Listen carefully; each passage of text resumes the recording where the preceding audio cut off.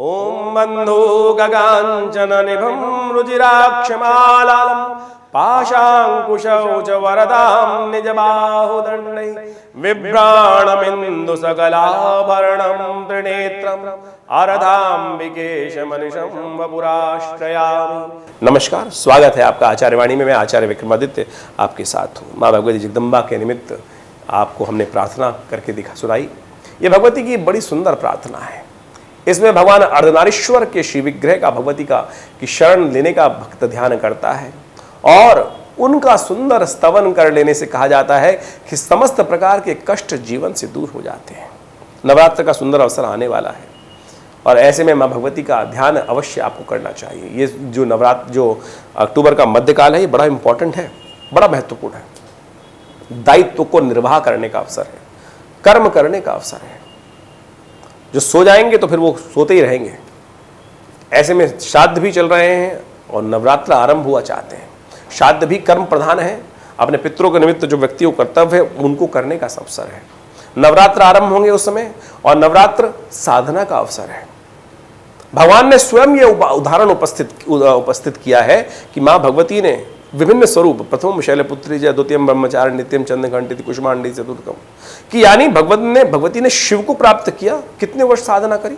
1000 वर्ष साधना करी। सोच भी सकते हैं, हमारा तो जीवन 1000 वर्ष का है भी नहीं। हम तो आधा घंटा बैठने के बाद भी घड़ी देखने लगते हैं, फोन उठा के देखने लगते हैं, अरे मैसेज तो नहीं आ गया किसी का। जैसे सबसे इंपॉर्टेंट मैसेज हमारे पास ही आने वाला था। वहाँ 1000 वर्ष तक ब्रह्मचारिणी भगवती का स्वरूप है।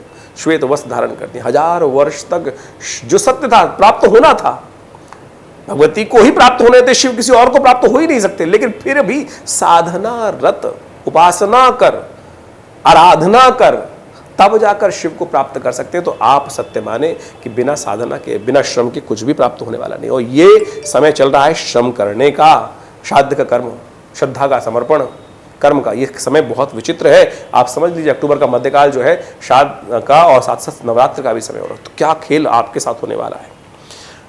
तो वृषभ राशि वालों समझो, आपकी राशि के अनुसार से इस वक्त ग्रहों का परिवर्तन होने का महत्वपूर्ण योग है। मध्यकाल में सूर्य परिवर्तन होकर छठे भाव में जाएंगे, मंगल वहीं चल रहे हैं छठे भाव में, और साथ साथ बुध भी परिवर्तन होकर छठे भाव में जाएंगे। अस्त होंगे, केतु वहीं चल रहे हैं, चंद्रमा भी बीच में आ जाएंगे वहां पर। तो आप सबके साथ अनुसार समझ लीजिए कैसा इंपॉर्टेंट योग बनने वाला है। पंचम भाव, सबसे जो षष्ठ भाव है रिपु भाव, रोग का भाव। बहुत चीजें सोच समझ कर कार्य करने की जरूरत है। क्या कुछ होने के परिवर्तन के योग हैं, क्या क्या परिवर्तन, आप कैसे इस परिवर्तन को अपने लिए शुभ बना सकते हो, ये सारे सिद्धांत हम इस समय में आपके समक्ष उपस्थित करने वाले हैं। तो वृषभ राशि वालों के लिए सिलसिलेवार तरीके से समझ लेना चाहिए कैसे कुछ योग बन रहे हैं। और ऐसे में आश्विन मास में कई विचित्र योग बने हैं।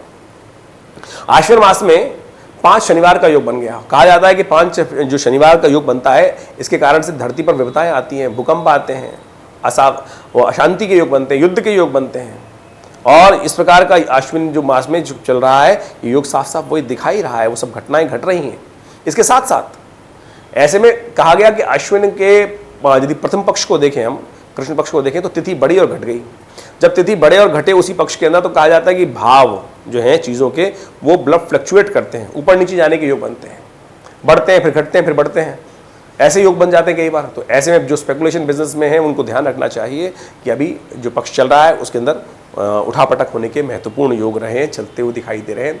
ऐसे में ध्यान रखना चाहिए। इन सब चीज़ों को समझते हुए हम सिलसिलेवार तरीके से बात कर लेते हैं कि कैसा रहेगा अक्टूबर का मध्यकाल। वृषभ राशि वालों, आपकी राशि के अनुसार से सबसे पहले बात करते हैं 11 अक्टूबर की।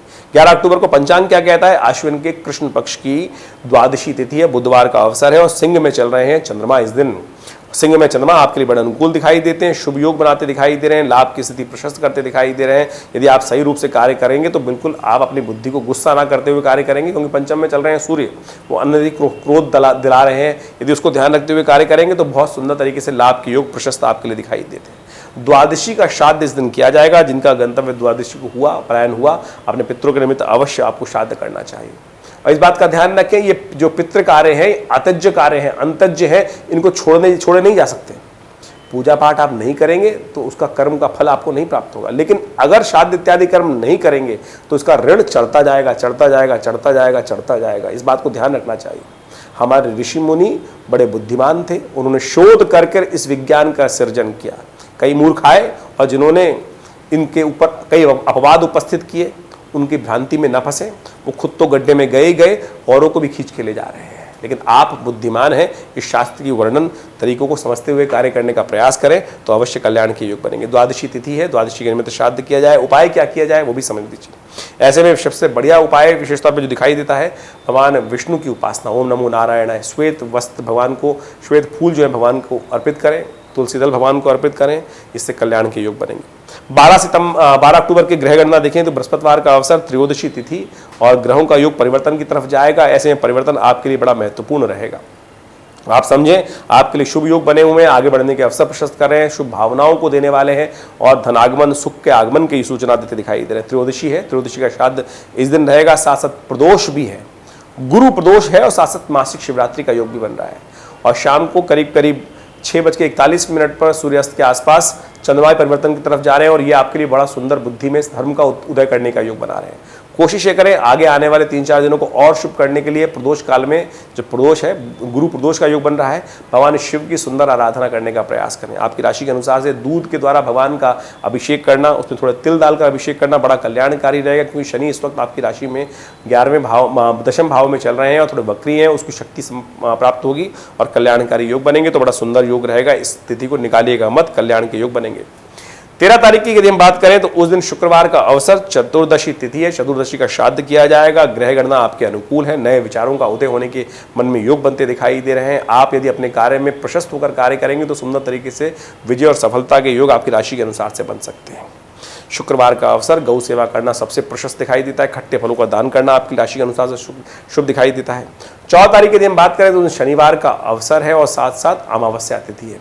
समस्त अमावस्याओं सबसे शुभ अमावस्या है, जिससे आप अपने पितृ कार्यों में, सर्वपितृ अमावस्या कही जाती है इसके लिए, अपने पितरों के निमित्त तर्पण, भोजन, ब्राह्मण भोजन, गायत्री का जप, गायत्री का यज्ञ, पितृ गायत्री का यज्ञ, ये सब कर कर आप कल्याणकारी योग बना सकते हैं। भूले बिसरे जितने पितृ हैं उनके निमित्त अवश्य, यदि आप भूल भी गए हैं किस स्थिति में, तो आप इस स्थिति का लाभ लेते हुए कार्य कर सकते हैं। बड़े सुंदर तरीके से आपके लिए अच्छा रहेगा। इन सब कार्यों को करने से कल्याण के योग बनेंगे। ग्रह गणना आपके लिए अनुकूल है, शुभ है और ऐसे में शुभ कार्य कर कर और आपने जीवन को और शुभ करने का आप प्रयास कर सकते हैं तो सुंदर रहेगा। शनिवार का अवसर, अमावस्या तिथि, सबसे अच्छा है कि भोजन का दान, गरीबों में भोजन का वितरण करा दीजिए। ये सबसे शुभ तिथि है और इससे समस्त प्रकार के अशुभ भार को दूर करने का अवसर आपको प्राप्त होगा। 15 तारीख बहुत ही शुभ तारीख है। शारदीय नवरात्र आरंभ हो रहे हैं। आश्विन के शुक्ल पक्ष की प्रतिपदा तिथि है, रविवार का अवसर है। ग्रह योग परिवर्तन की तरफ बड़े सुंदर आपके लिए बनते दिखाई दे रहे हैं और ये परिवर्तन आपके लिए बड़ा महत्वपूर्ण रहेगा। लेकिन स्वास्थ्य के मामले में थोड़ा सा कष्ट होने के योग बनते दिखाई दे रहे हैं, इसलिए अपने आप को ध्यान रखते हुए कार्य करें। मौसम परिवर्तन की तरफ जा रहा है। महामृत्युंजय मंत्र का जप करें, ओम हौं जुंग सा ओम भूर्भुवः स्वः ओम त्र्यंबकम यजामहे सुगंधिं पुष्टिवर्धनम।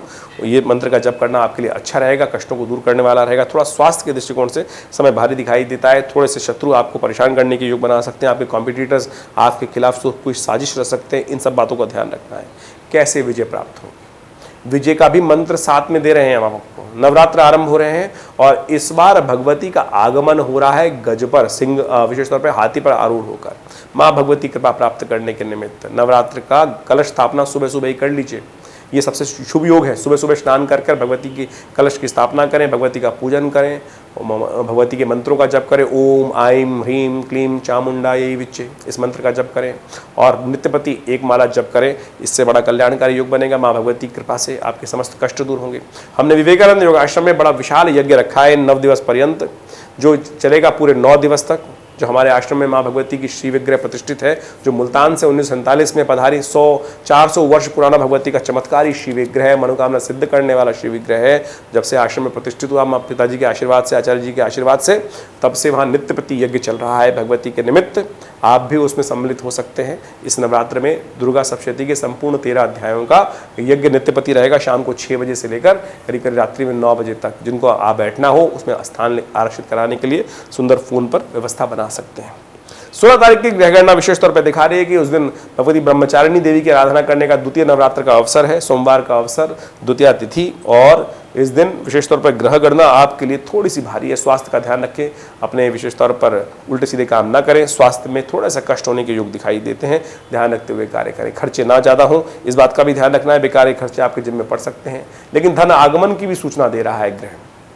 आने और जाने दोनों के योग बन रहे हैं, इस बात का ध्यान रखें। तो लीकेज बंद करने का आपको प्रयास करना चाहिए। यदि जागे रहोगे तो लीकेज बंद हो जाएगी, उससे आपको प्रशस्त होने के योग बन जाएंगे। शाम को चंद्र दर्शन अवश्य कीजिएगा। ये चंद्र दर्शन देखने योग्य है। आश्विन मास के शुक्ल पक्ष की द्वितीय का चांद यदि जो देख लेता है, कहा जाता है कि उनके समस्त प्रकार के कष्ट, जिनको चौथ के चांद का दोष लग चुका है, उन्होंने दर्शन कर लिए थे, उसकी निवृत्ति भी इस चंद्र के दर्शन से होने के योग बन जाएंगे। कलंक से निवृत्ति प्राप्त करने के योग बन जाएंगे। अवश्य दर्शन कर कर कष्ट से निवृत्ति प्राप्त करने का योग बना लीजिएगा। 17 तारीख की यदि हम बात करें तो उस दिन मंगलवार का अवसर है, तृतीया तिथि है और ग्रहों का परिवर्तन का योग बन रहा है। इस दिन तुला में जा रहे हैं सूर्य। रात्रि में 1:30 पर तुला में प्रवेश करेंगे, पंचम से निकलकर षष्ठ भाव में उपस्थित होंगे और वहां पर पहले से ही मंगल केतु विद्यमान है और ऐसे में ये ग्रहों का योगायोग आपके लिए बड़ा महत्वपूर्ण रहेगा। चंद्रमा का परिवर्तन हो जाएगा। ये चंद्रमा का परिवर्तन आपके लिए अच्छा रहेगा, पॉजिटिव रहेगा। यानी सुबह का समय थोड़ा सा भारी दिखाई देता है, दोपहर के बाद का समय इमोशनल पॉइंट ऑफ व्यू से थोड़ा आपके अंदर स्ट्रांग करने के योग बन सकते हैं, लेकिन फिर भी चंद्रमा वृश्चिक राशि में जा रहे हैं तो थोड़े क्षीण होंगे, तो दूध का दान करना आपके लिए अच्छा रहेगा।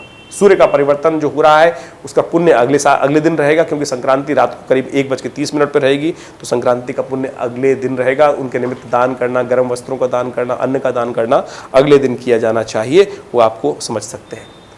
तीसरा दिन है नवरात्र का, भगवती चंद्रघंटा की आराधना करने का अवसर है, तो ऐसे में सिंदूर भगवती को चढ़ता है। लाल पुष्प और सिंदूर भगवती को अर्पित करें। समस्त श्रृंगार की जो सामग्री है भगवती को अर्पित करने से आपके कष्टों को दूर करने का योग बनेगा। 18 तारीख को ग्रह गणना विशेष तौर पर दिखा रही है कि बुधवार का अवसर, चतुर्थी तिथि विद्यमान है और ग्रह का योगायोग आपके लिए और परिवर्तन का योग बना रहा है। बुध भी परिवर्तन होकर आपकी छठे भाव में जा रहे हैं, तुला राशि में जा रहे हैं और ये अस्त भाव में है। ऐसे में एक बात का ध्यान रखिएगा, लोग आपको इमोशनली थोड़ा सा फंसाने का प्रयास कर सकते हैं और आप भी थोड़ा सा इमोशनल ऐसे हो सकते हैं कि अपने हिस्से को त्यागने का प्रयास करें। तो इसलिए बहुत ज़्यादा उदारता दिखाने से नुकसान हो सकता है। थोड़े इसलिए अपने हिस्से को कब्जा बनाने का आपको प्रयास करना चाहिए। लोग आपको इमोशनली ब्लैकमेल करने का प्रयास कर सकते हैं। ऐसे में भगवती का ध्यान करें। कष्टों को दूर करने के लिए माँ भगवती कुष्मांडा का ध्यान करें। भगवती के मंदिर में जाकर कुष्मांड, सीताफल का फल, जो पेड़ है, जो फल जो होता है, फल जो कद्दू बोला जाता है, वो भगवती को अर्पित करें। उससे बनी मिठाई भगवती को अर्पित करें। आपके कष्टों को दूर करने का योग बनेगा। 19 तारीख की ग्रह गणना दिखाती है, बृहस्पतिवार का अवसर, पंचमी तिथि और ग्रहों का ये परिवर्तन आपके लिए आगे बहुत सारी चीज़ें लेकर आ रहा है। आपको समझ लेना चाहिए क्या करना चाहिए। ऐसे में बहुत सारे सही डायरेक्शन आपको दिखने शुरू हो जाएंगे। उन डायरेक्शन पर यदि आपने काम किया, हिम्मत जाए काम किया, लेकिन मंगल इस वक्त कमजोर चल रहा है, ये मुख्य कारण है। ऐसे में हनुमान चालीसा का पाठ करें, हनुमान जी का ध्यान करें, माँ भगवती विशेष तौर पर स्कंद माता का ध्यान करें। या देवी सर्वभूतेषु मातृरूपेण संस्थिता नमस्तस्यै नमस्तस्यै नमस्तस्यै नमो नमः, इस मंत्र का जप करना आपके लिए बड़ा शुभ रहेगा। माँ के आशीर्वाद से समस्त प्रकार के कष्ट दूर होने के योग बनेंगे। 20 तारीख की यदि हम बात करें तो उस दिन शुक्रवार का अवसर, षष्ठी तिथि और ग्रह परिवर्तन की तरफ चले गए हैं और परिवर्तन का योग आपके लिए बन रहा है। थोड़ा सा कॉन्ट्रैक्ट इत्यादि जो कर रहे हैं, नए कॉन्ट्रैक्ट कर रहे हैं, उनमें विशेष तौर पे ध्यान रखिएगा। एग्रीमेंट कॉन्ट्रैक्ट जो कर रहे हैं उसमें विशेष तौर पे इस बात का ध्यान रखना है कि कहीं आप कोई फंस ना रहे हो।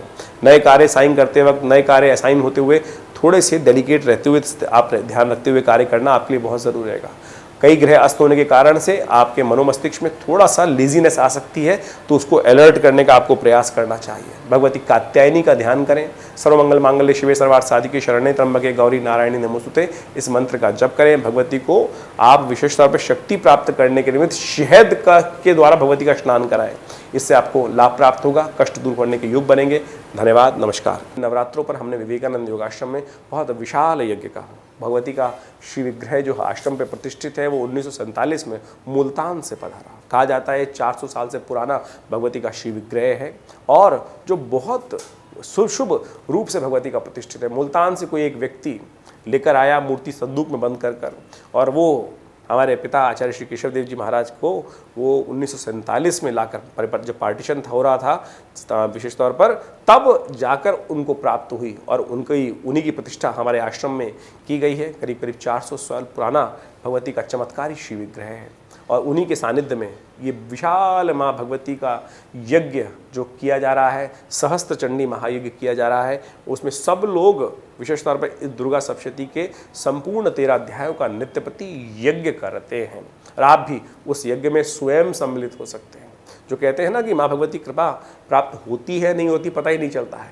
इस यज्ञ में जो बैठते हैं पिछले बहुत अनेक वर्षों से, करीब करीब यहाँ से आश्रम पे ही सत्ता आज़ादी के बाद से प्रतिष्ठित मूर्ति है और भगवती का ध्यान कर कर यज्ञ करने से समस्त प्रकार के कष्ट दूर होने के योग बन जाते हैं। ऐसा हमने स्वयं हज़ारों लोगों पर देखा है। आप भी आइए, माँ भगवती का दर्शन करें, कल्याण के योग बनाएं। धन्यवाद, नमस्कार।